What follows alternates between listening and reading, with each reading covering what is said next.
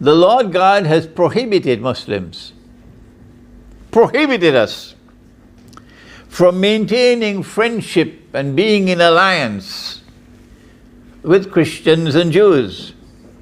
You are prohibited.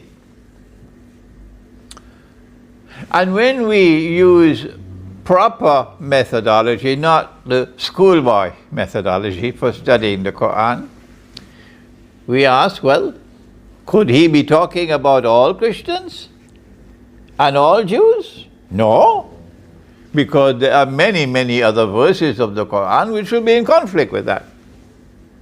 Well, then if he's not talking about all Christians and all Jews, when he gave the command, do not take Christians and Jews as your friends and allies, with which Christians is he talking about?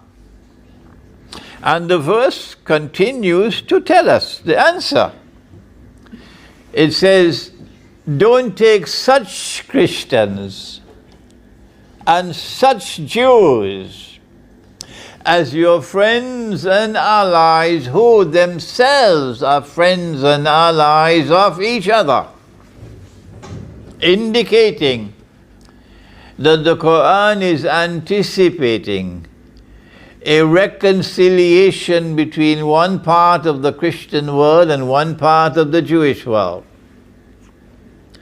and the establishment of friendship and alliance, and the emergence of a Judeo-Christian alliance.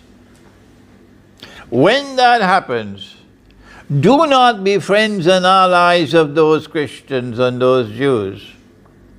Has that alliance already emerged? Yes, it has.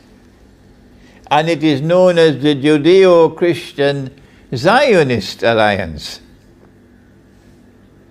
The Zionist movement was established in 1897 in the city of Basel in Switzerland.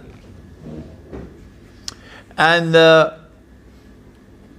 since then, events have continued to unfold mysteriously in the historical process, stage by stage, step by step, until eventually a state of Israel is restored in the Holy Land, with the bogus claim to be Holy Israel of David, the prophet, and of Solomon, the prophet.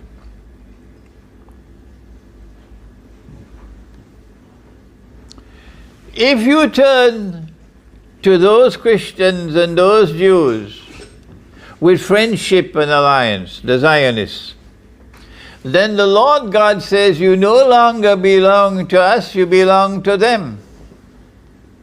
So then what's the position with Saudi Arabia, which has been a client state of the Judeo-Christian Zionist alliance for so long? About 20 years ago, I made the mistake of saying that Saudi Arabia and Israel were sisters. Now, 20 years later, I realized I was mistaken. At that time, they were only cousins. Now they are sisters.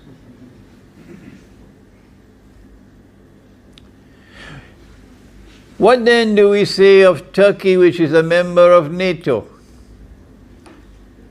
What is the status of Turkey based on the Quran? If you turn to them with friendship and alliance, which is membership in NATO, you no longer belong to us, you now belong to them. And the verse ends with these ominous words, surely the Lord God does not provide guidance to a wicked people. So their trademark is wickedness. That's one part of the Christian world.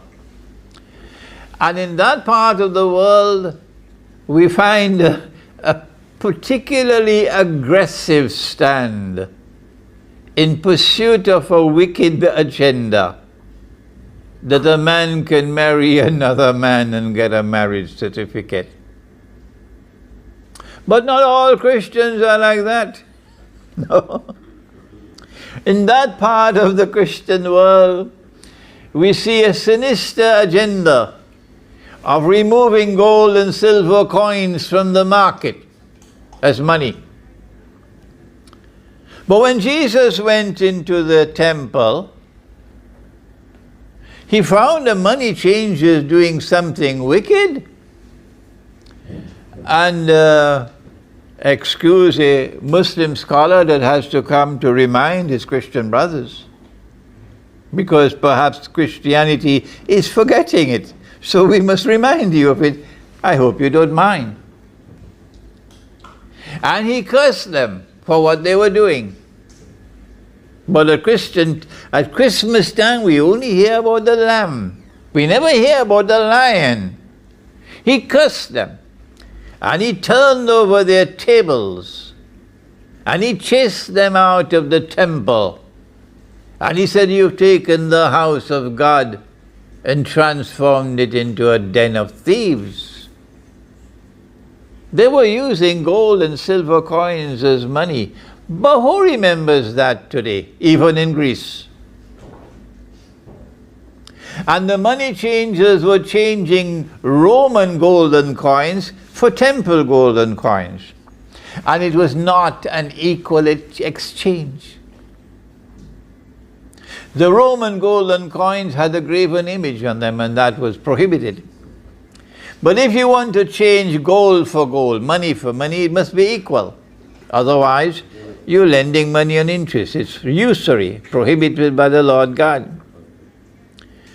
And so they took gold and silver out of the market, that part of the Christian world. And they prohibited the use of gold as money in the same way that they prohibited the name Constantinople to be used. And they replaced gold and silver with their bogus and fraudulent and sinful paper and plastic and electronic money. And they've been using that bogus money to rip off the rest of the world and to reduce the rest of mankind to poverty and to destitution and to enslave them. It's not just that they want to be rich, it's far worse than that.